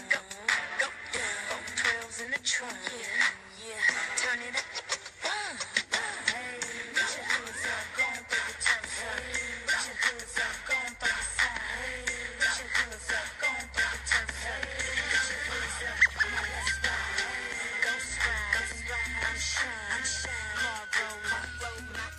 loolu neex na de ci yàlla suñu borom ak a bëri ay xewal yàlla suñu borom ay mbiram kenn mënu ko wax léegi xaaral leen ma dugal Pa Assane Seck après ma dugal professeur Celestino Rodriguez Pereira moom mu ngi en ligne aussi donc j'appelle tey moom vraiment xanaa kontaan ngeen donc vous découvrir ngeen beneen facette Pa Assane Seck beneen ma naan Pa Assane Assane Diouf en espérant que ça fera taire yenn bêtises yi bon de toute façon on sait ñi ñu am en face comment ils sont et puis je dois me dépêcher parce que Assane doit bientôt war na jege ok ok Pa Assane Seck jotuma la xaw ma woo Célestino ba xam rapidement 2 minutes après ma jox la parole à ma jox yow son bi neex na de ah le son de diggante waa jëy xàkke moom lu waral changement bu garaw bi ok alright so maa ngi lay jox kii professeur yaa ngi en ligne oui Françoise ok comment vas-tu bien et toi voilà ça va donc waxtaan bi tey ñu ngi lay jox la parole pour que nga intervenir rapidement balaa ñu dugal Assane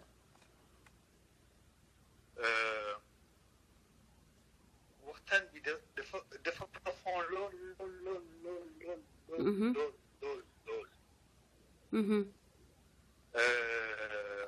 on a l'intervention de la femme de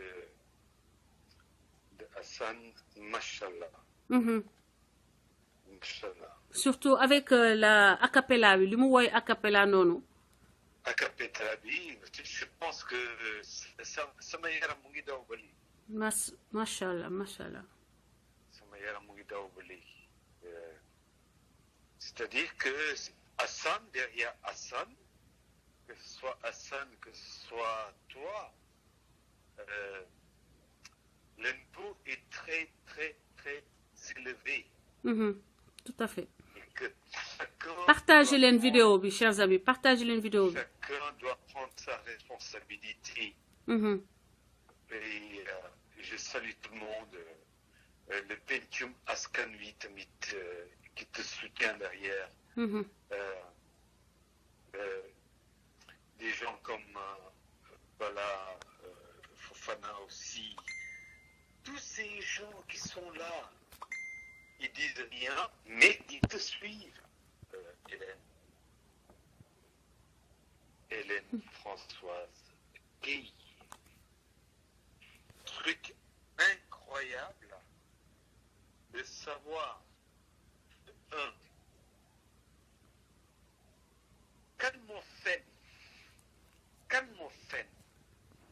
kan moo saaga kan nga xam ne joxuñu suñu carte d'identité kan mu nga xam ne kan moo ñu joxul suñu radiothérapie. wax ko ci kaw.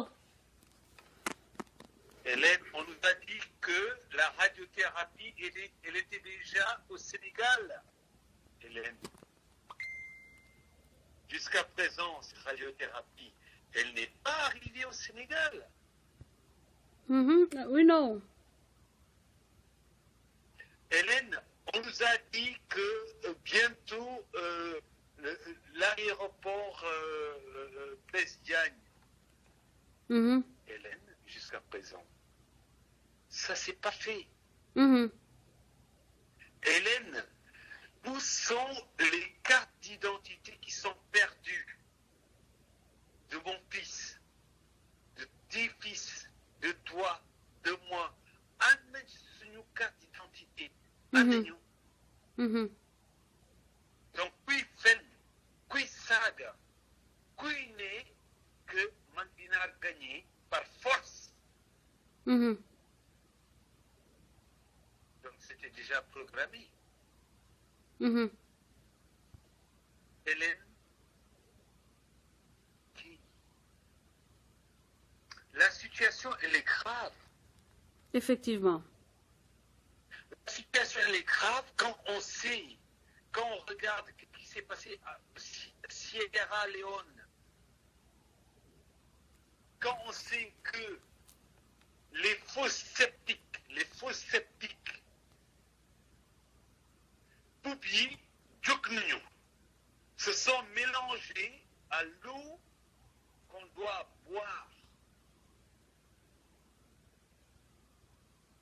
kan moo koy naan askan gi moo koy naan.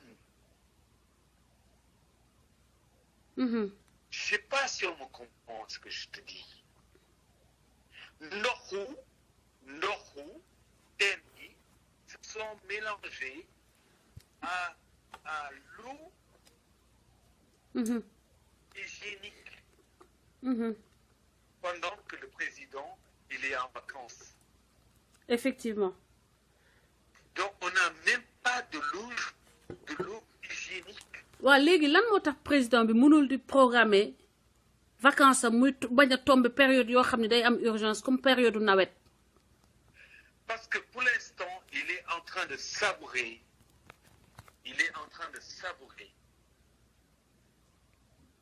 cette victoire d'une mascarade. Yeah. Cette victoire est une victoire de Non, c'est une honte pour quelqu'un de digne moom doo ko tuddee victoire, you know. quelqu'un qui est vraiment digne, quelqu'un qui est vraiment un président des béykat gi.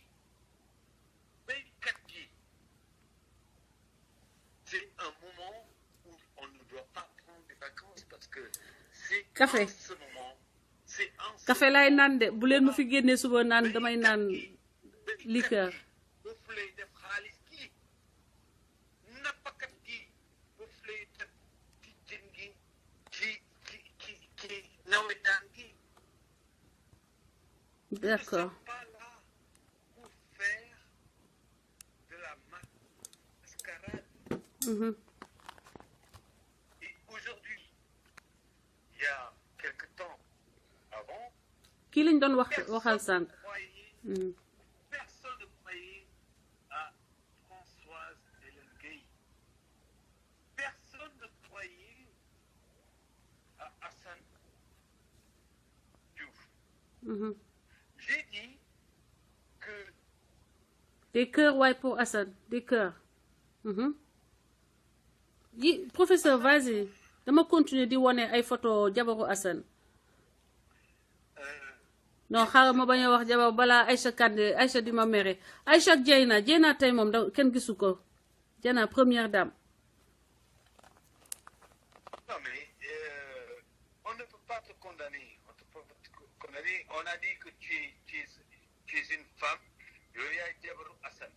Non Assane kay moom moo ngi nii leer na moo ngi nii damay wax ak moom. Assane dugg na. waaw loolu laay wax ni jeex na tàkk xale bu jekk bi la Assane dugg na. macha allah bëgg Afrique nag ba bëgg a dee bëgg Afrique. C'est un des plus grands avocats. Non, académicien, c'est un académicien. C'est un il est Un des plus grands. yeah. Jabaru Assane dugg na. Un des plus grands chanteurs Qui a fait avec Puff Daddy. Puff Daddy, yeah. Puff Daddy. Mais on l'a suivi, on le suit ici en Suisse. Te nag dafa jàng ba yor ay diplôme am nag gradué jàng. Et n'oubliez pas qu'elle est pasteur. Yeah. Elle est So, pasteur dans l'Est. that's On true. s'est rencontrés dans un avion. Je ne savais même pas que c'était elle. Voilà. Que ce soit Françoise Hélène Gueye, que ce soit Assane Diouf, c'est la fréquentation, vous avez le high level. Yeah, Assane bokkul ak ñoom sax catégorie bi ñuy kiyee ba ñuy yëngoo. Yéen waa palais bi yéen yi nga xam ne yaa ngi yónni seen booy ñuy wax ni kii xoolal rek xeesalul de naturel xeesalul naturel. Mais Malika Oubaka. Françoise Ok? Hélène Gueye, que ce soit Assane Diouf, derrière chaque femme, il y a un homme. Derrière chaque grand homme qui est Assane Diouf, Elle chante très bien en plus. Mamie, professeur Célestino de toute la Suisse, derrière moi, il y a une grande dame. Ok. Professeur, donc lan dernier mot à Assane ban nga bëgg lan nga bëgg a wax Assane dernier mot. Mais Assane, c'est dans l'échiquier. Parce que comme je l'ai dit tout à l'heure dans le Pencum Askan Gi, que je salue ce Pencum Askan Gi que tu as ouvert, que tout le monde le suit.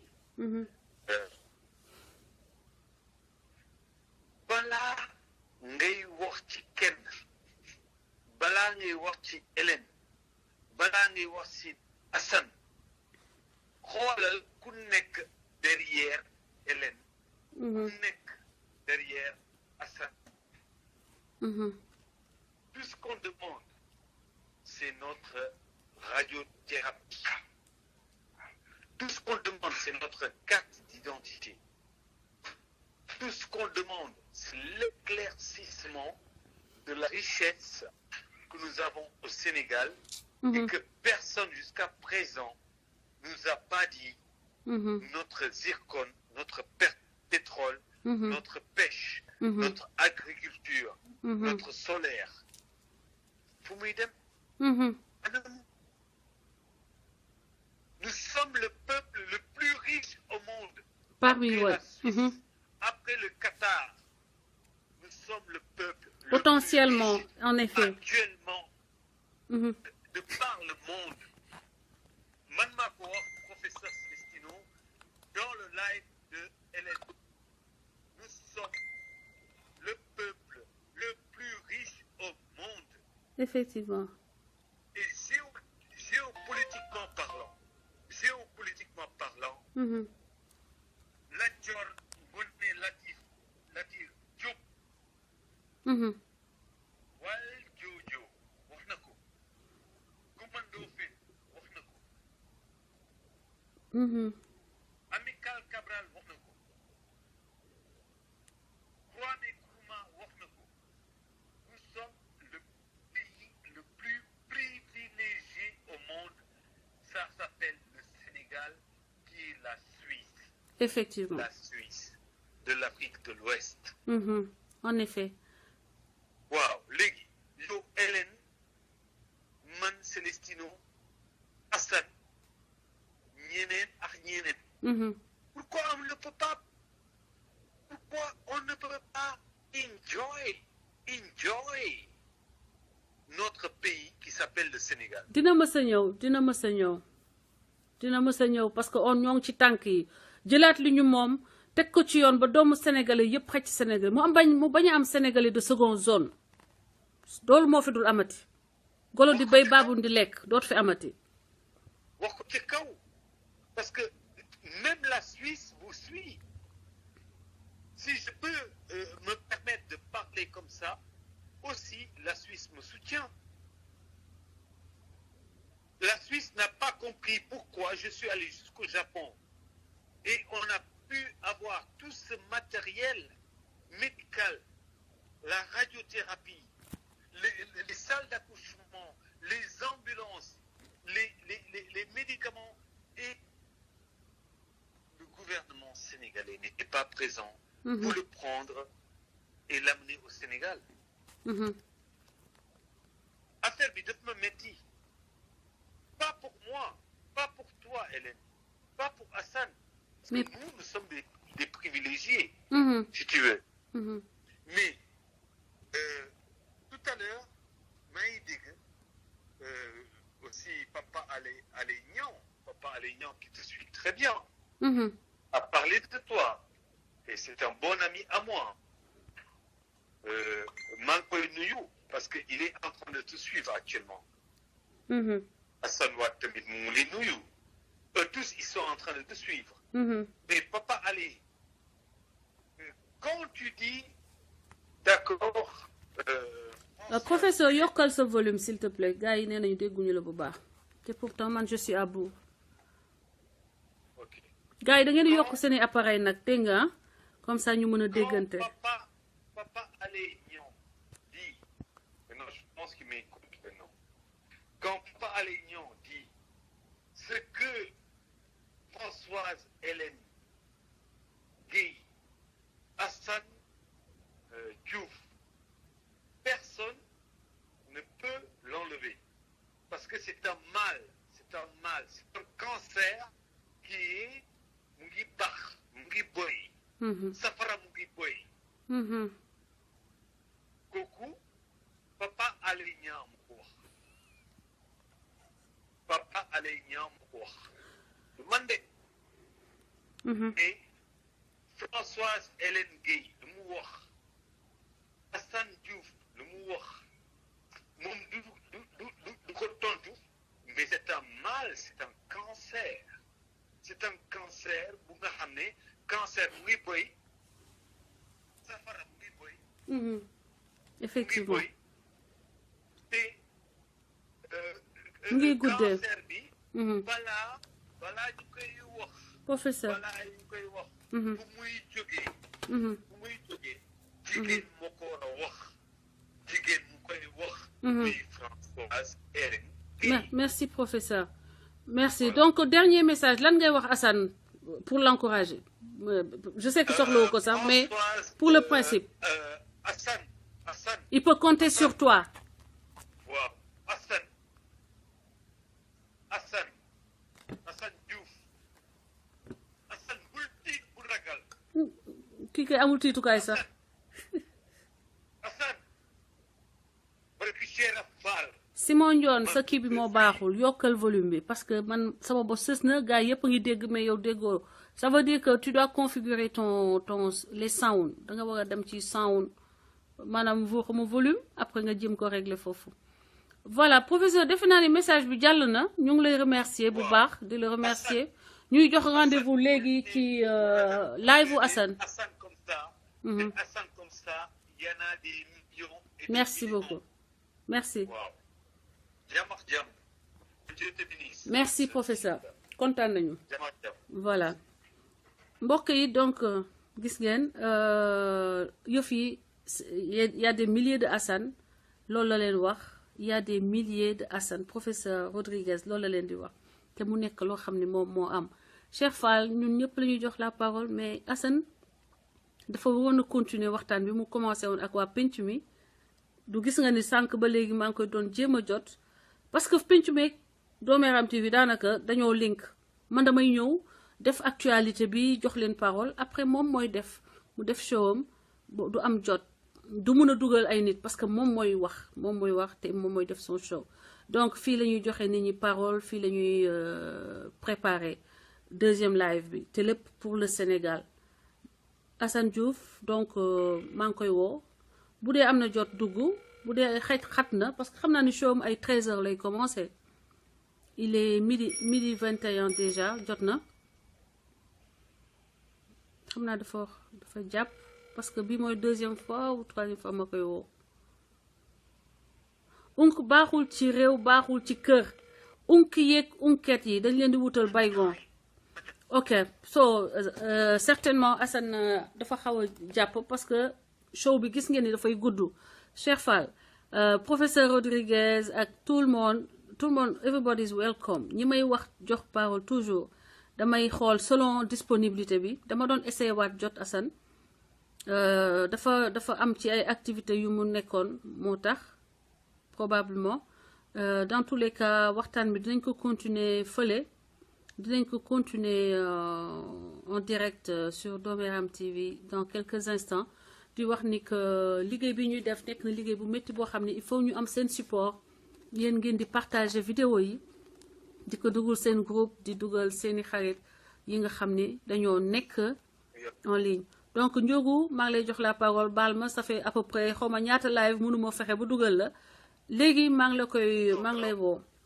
lay woo jox la parole nga xam ni que li ñu dese bëriwul parce que Assane certainement lii mu ñëw dugg maa ngi lay jox la parole pour que nga joxe sa contribution. dëgg la koy sànq dama dégg ci dëgg maa ngi ziar ñëpp dèjà maa ngi ziar ñëpp jéegul maa ngi ziar ñëpp nekk ci toog ak santam di wax ne. merci Ouri gros bisous. waruñu ko bàyyi moom rek ci combat bi. et si lu ko nar a diisal ci combat bi mooy ñun dañ am leader opposition yoo xam ne yàlla ma ek yàlla wal nen ma jégal ci gàddu mais dañ xaw a yaafus daal. parce que élection yi passé bu Abdoulaye Wade ñëwul woon mën na demee neneen. doon na yées.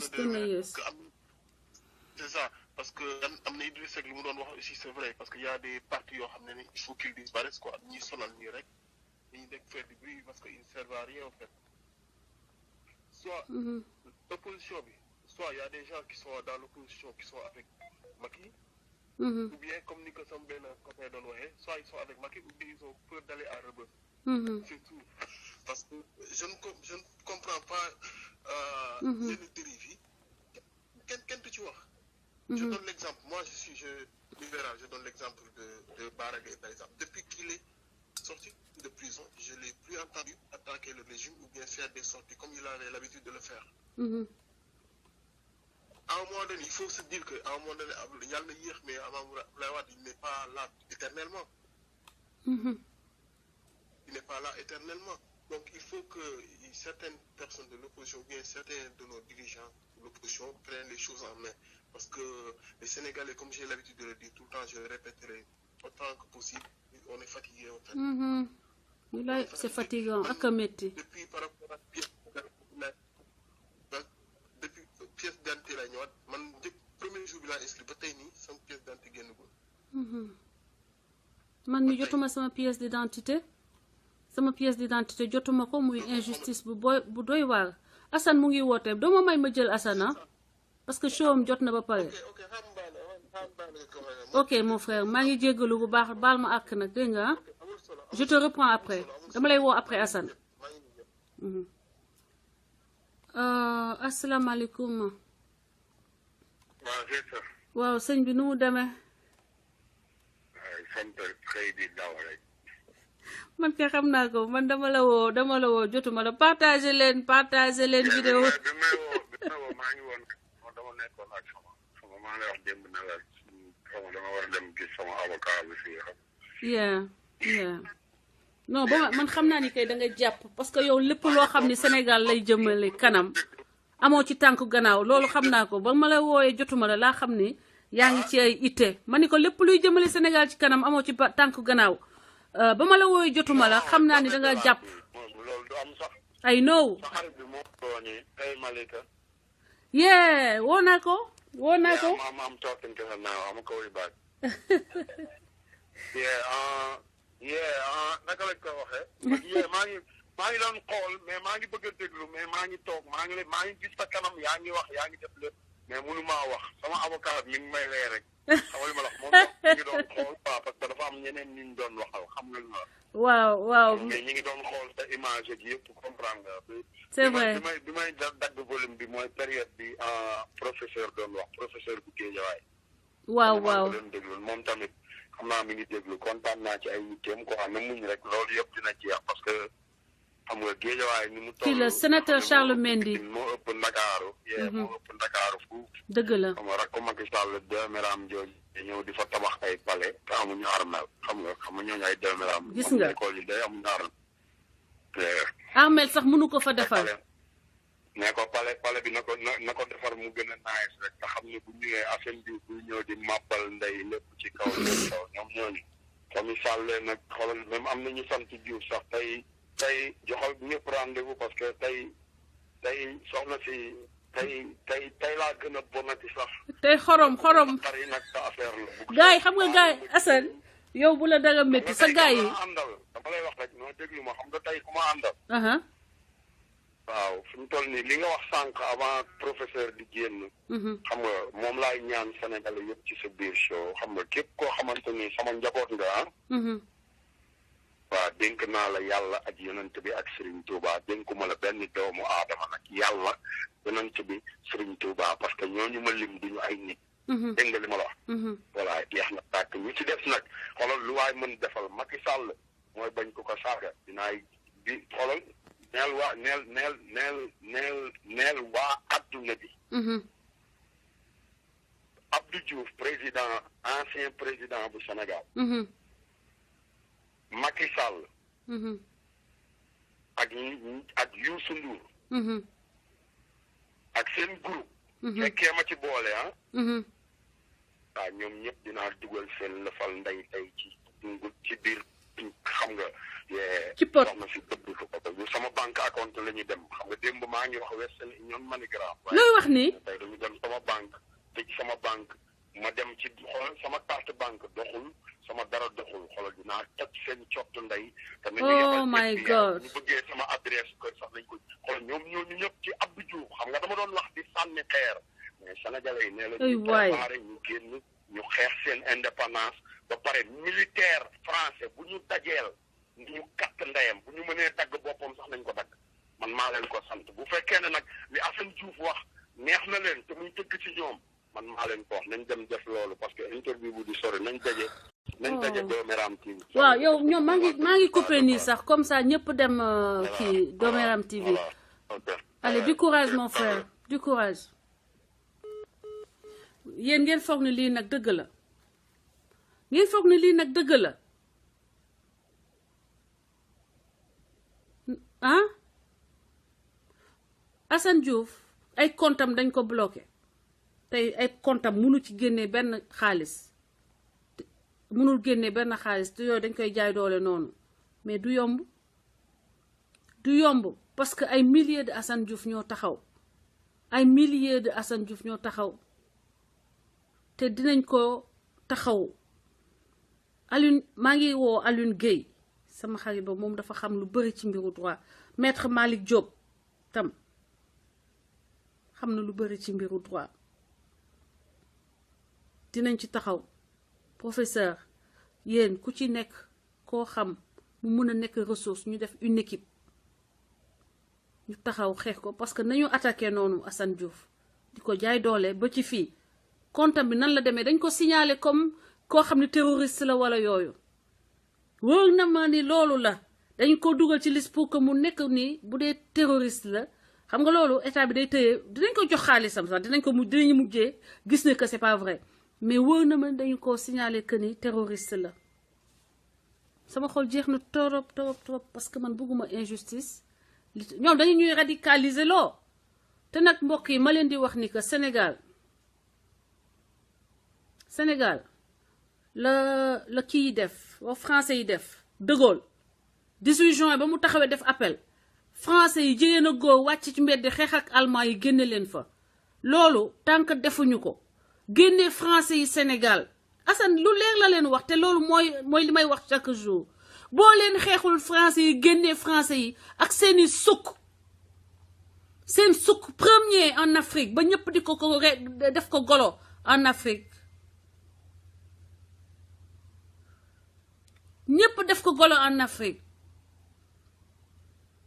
wallaay la Azim Macky Sall la tubaab bi jël ñu delloo ñu buumu jàmm xeeb nit ku ñuul xeeb sénégalais gëmewul tubaab yi tey Assane Diouf bu ñu tëyee ay comptam xam leen ni que dañ ko signaler dañ ko utiliser ñoom seen doole signaler ko comme koo xam ne terroriste la wala koo xam ne danger la ba nga xam ni léegi comité de défense u Assane Diouf nag taxaw na dinañ ko il faut que yéen ñëpp ngeen ànd ci ku am xam-xam ci mbiru droit ku am droit xam-xam ci mbiru législation soxla nañu sa concours contacter leen ma man je coordonne ça parce que Assane mënul coordonner lu ne bu ma gisee ku xarañ après dinaa ko délégué parce que noonu lay def man lu may def man du ma akkimoo lépp damay délégué informatique bi am na ñoo xam ne moom lañ délégué graphisme rédaction man mën naa ko bind bi mën naa ko ak def réseaux sociaux mën naa ko mais j'ai besoin de juristes maître Pape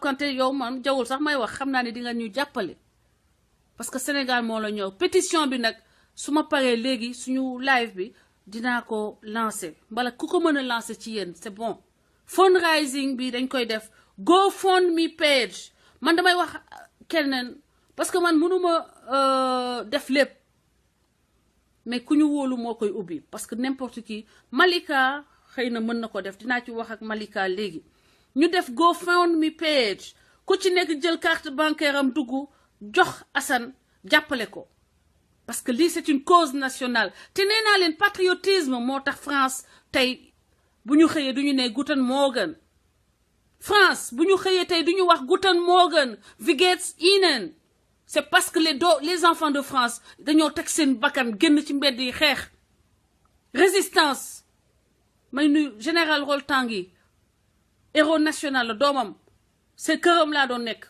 këram su ma demoon Paris ne këram lay dal donc baadoolo yi nga xam ne Françoise Hélène Gaye da ngeen di ko jéem a fenal par exemple naan Paris fii la doon nekk kër Talla Sylla dafa am kër Paris man ay notable de l'état damay toog këram di reer Jacques Chirac woo leen ma nekk seen kër Jacques Chirac di leen di ko woo di ko laaj di ko poser ay questions lu xew Paris ñu oo la veuve du général Roltangui mu nekk au premier plan man ñooñu laay dilal yàlla moo ma defal loolu aw ma sax jotu taxawaalu à part ça sama xarit bu tudd Rokhaya Diaw muy sama seex ñu màggandoo jaar ci lépp c'est pour vous dire que méchanceté état bi man dama ko dund teel Assane dund na ko waaye mu ngi amaat encore yeneen yu muy jàkkaarloo te Assane ñun xoolal ñun ak moom jusqu'à la gare ñun ak moom jusqu'à la gare ni ko Camerounais yi di waxee ba géej gi fay donc dinaa pare léegi léegi ku def site kii bi ku am social sécurité nekk fi États-Unis mu defal ñu GoFundMe on a besoin d'une équipe d'avocats je pense que am na Aminata Sonko xam naa maître Pape Kanté xam naa maître Diop donc ñett ñooñu war nañu mën a def pool déjà yéen nag ku ci nekk na jël carte de crédit am GoFundMe man maa ngi nii jëlal GoFundMe pour benn classe bu nekk Sendou Landu 1 franc mun na ma yóbbu prison te man duma laal alalu jàmbur toute façon léegi boobu xaalis maa ngi ko teg di xaar ba ñu mun ko teg ci ay loxo yu wër Sénégal ñu tabax classe boobu parce que yàlla defal nañu donation yi war na mun a tabax classe boobu ñu bëgg a tabax foofu ak maître Khadija Kane donc am naa tiimu 4 avocats yoo xam ne déjà yokk leen ku ci xam am connaissance ñu ngi lay woo te GoFundMe bi suñ ko taxawalee dinaa ko publier yéen ñëpp ku ci nekk def ci xaalisam ngeen ñu jàppale Assane que mu bañ ñu bañ ko maanaam ils veulent le faire plier vous n'allez pas le faire plier parce que vous ne pouvez pas faire plier la dignité qui est en Assane Abdourahim Camara. Merci beaucoup Françoise na nga def waay. waaw rapidement après ma tëj parce que Assane dafa war a dugg. non du ma yéex sax parce que Assane lu mu jot a wax léegi compte tenu du blocage de ses comptes bancaires là. kii Chaïsa. non lu ma bëgg a wax rek mooy c'est-à-dire même bu ñu def collecte de dons IBAN compte bi nga xam ne dañ ko fa war a dugal faut pas divulguer ça par les canaux sociaux là dégg nga. non loolu ki lay nekk c'est un compte boo xam ne online la. voilà da ngay fay benn organisme américain moo koy récupérer organisme nag da koy def ci compte ka nga xam ni moom moo ko créé moo tax bëgguma mu nekk koo xam ni du mën a gis Assane vis-à-vis c'est-à-dire di gisanteeg Assane. c'est ça parce que affaire bi fu mu nekk nii c'est-à-dire xeex bi si suuf la war a doon quoi c'est-à-dire waruñu étaler lépp sur la voie publique comprendre nga li ma la bëgg a wax c'est-à-dire compte boobu daal boo leen koy joxe aussi bu leen ko joxe par le canal des réseaux sociaux parce que ça les gouvernements ils sont très forts. Macky Sall moom foo ko natt dépassé na ko. kooku on n'en parle pas mais loolu tey GoFundMe bi dina taxaw tey Abdourahim dinañ ko publier ñoom boobu mënuñu ci dara. nee naa la wax naa la ma ne la c'est-à-dire actuellement c'est-à-dire d'ailleurs depuis sànq mam loolu laay bind parce que y a des messages qui passent au nom de Waaw Ndega parce que nee naa leen actuellement quand un peuple est opprimé c'est la résistance moom la ñuy def fu mu nekk la résistance rek. ok mu ci ragal dara. merci beaucoup. merci loolu rek laa la mën a wax et la bataille vient de commencer c'est-à-dire amul ragal en avant. merci jërëjëf. je te jure que wallahi la azim dëkk bi un pays qui rate ses enfants un pays qui fail les Américains naan fail volontairement ses enfants jusque dans à des niveaux insoupçonnés de la mesquinerie. Vous êtes des mesquins, vous êtes des couilles molles. Vous êtes des couilles molles. Parce que góor dëgg am na yoo xam ne indignité yoo xam ne doo ko def ngeen ko Nafi Ngom Keïta def ko Sonko man may sax def ngeen ma ko jël naa bureau boo xam ne chaise bu ma toogee damay ragal ndax du ma xawee ko ba damay dem di toog ci bureau secrétaire bi awma ordinateur awma lampe sama bureau amul lampe ngeen tëj bureau climatisé pour un cadre hiérarchie loolu c'était la dernière goutte qui a fait déborder le vase ma ni damay jàkkaarloog yéen boo leen ma reyee y a des milliers de Françoise Hélène Gaye y a des milliers de Assane di ngeen ko cëppe par nii ou par nele di ngeen ko cëppe te li dëkk bi dinañ ko teg ci yoon dëkk bi par force di ngeen ko teg ci yoon doomu commerçant bi doomu baykat bi doomu wuude bi doomu balekatu mbedd bi yépp yem ci dëkk bi am chance tekki Sénégal toog Sénégal li ngeen nekkee tegu leen ko fenn di sàcc Moustapha Niass ñetti kër nga ne ko pain daal di ko gàddu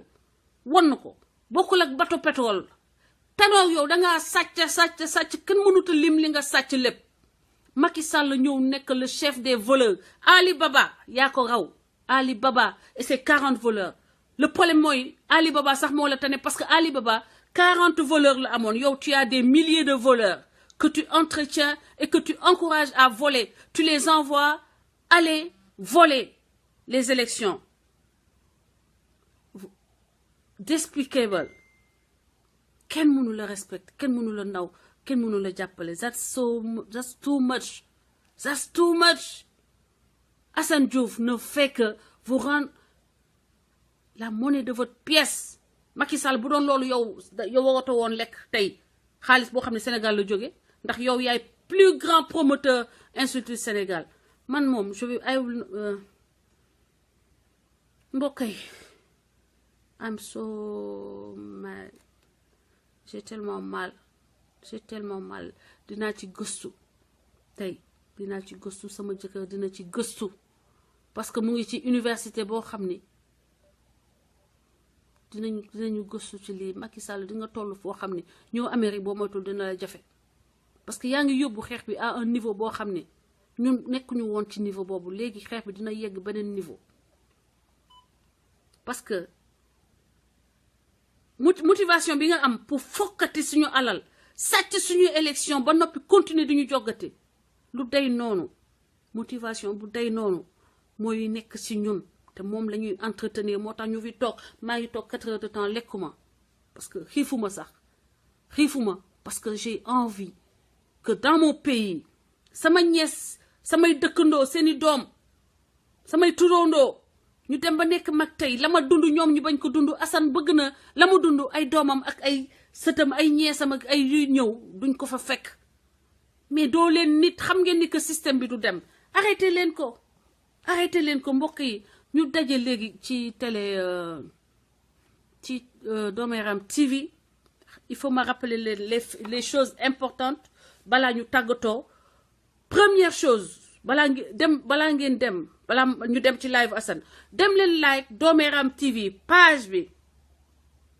aimé leen ko parce que on a besoin ñu build ko ba nga xam ni Assane buy dugg en live 1 million de personnes mën ko seetaan ok loolu Doméram TV la ñu demande ngeen dem like ko boobu mooy premier seen devoir citoyen tey laa leen di wax deuxième bi mooy live Assane bi partager leen kenn du yóbbu kenn prison ndax partager te am ngeen droit manifester seen mépris ak seen refus que da ngeen di bañ ba tëdd ci suuf partage bi rek wane na ni que d'accordu leen ci lii Macky Sall di doxal ak nu mu koy defee ak façon bi mu koy defee ñaawtu ngeen ko amu leen doole parce que moom la ñu jox suñu doole mu koy abuse waaye di ngeen wax ni que d'accorduñu Doméram TV nag ku ko déggee beneen bu leen ko déggee neneen lu dul télé buy xeex lu bon li nekk ci réew mi wootewuñu pour ñu kenn si ñun du Doméram ña ñu fay yóbbu ñooy Doméramu dëkk bi te ñoo yàq Sénégal ñoo yàq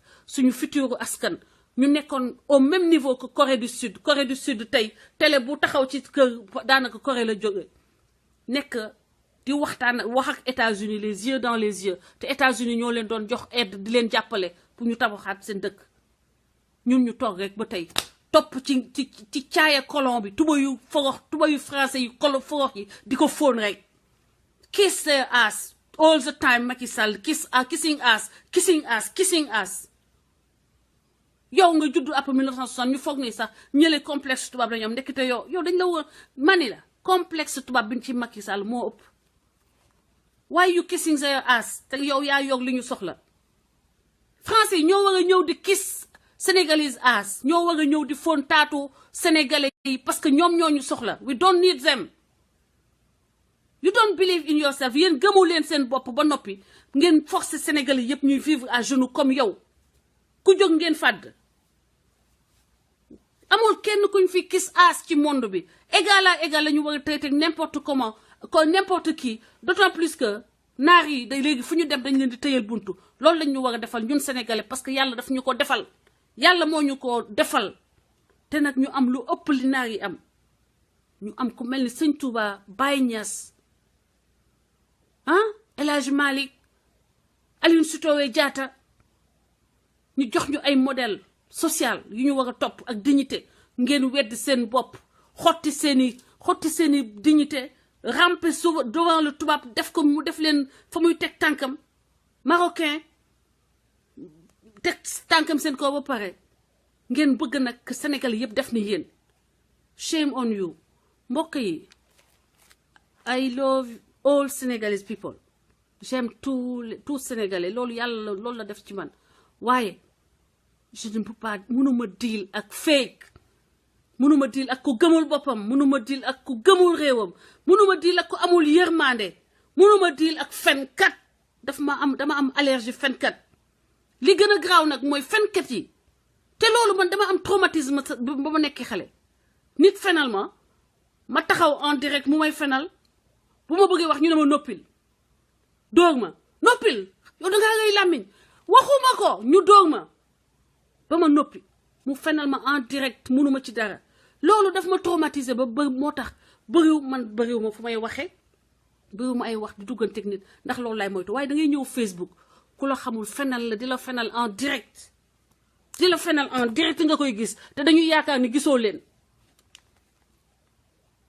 wër leen Sénégal ba mu daj ngeen génneel ma nit ku ne Françoise fenal na ma bàyyi wax Facebook xanaa loolu jeex na